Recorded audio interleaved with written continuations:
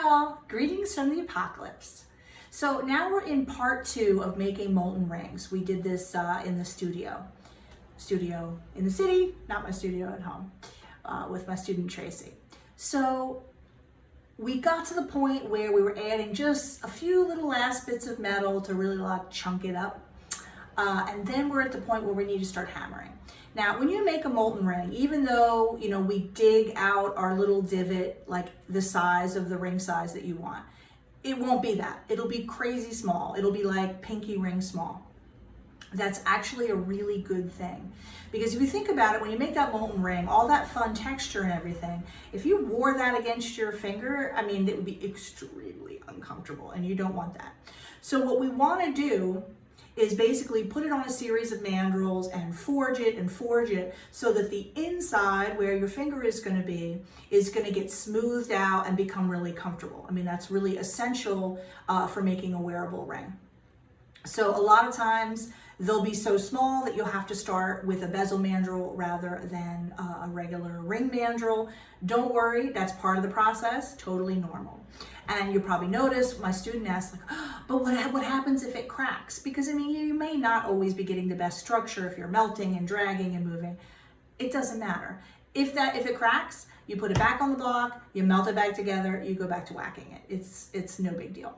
And something that it doesn't happen every time by any means, but it happens often. And that's just part of the nature of the beast.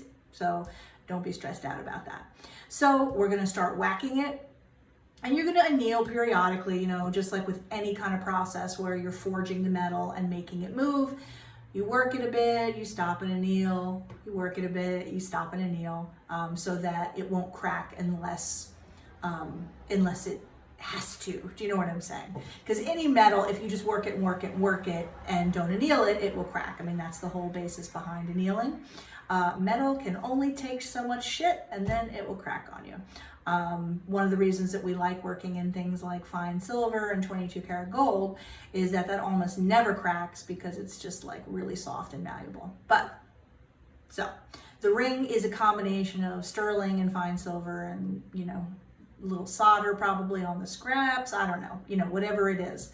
So we don't really know exactly how it's going to act. So if it cracks, do not be distressed. So that's what I'm going to show you today, is basically forging until we get the ring till it fits. Okay, so hope you enjoy the whacking.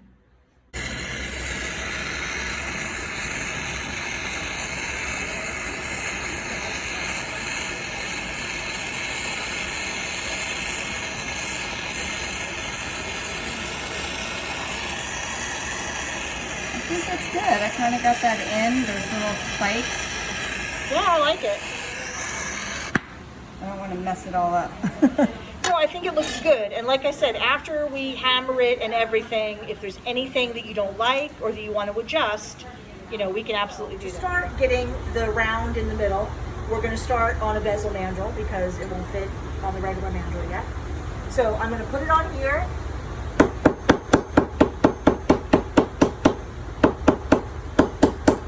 Resting it against the wood, it goes a lot faster. This kind of thing up in the air really doesn't do hardly anything. Flip it over. It's gonna crack. No? If it cracks, we'll melt it back together. Okay. So yeah.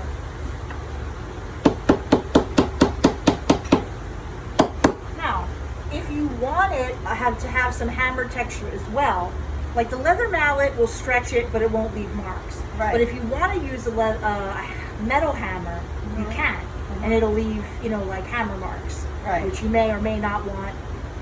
Yeah. That look. No, I like the hammered look, actually. I'm not going to use a huge hammer though. Maybe something like this.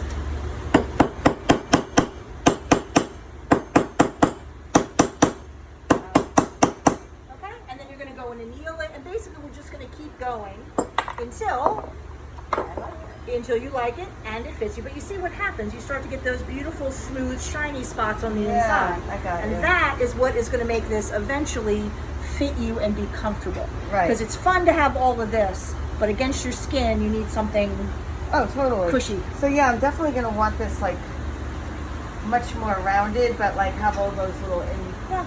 So what we'll do is we'll keep going and we'll keep stretching. Okay. And either at the end of it, you're like, yay, I love it, or you're like, no, I want more metal, and we'll just melt some more metal on there. Okay.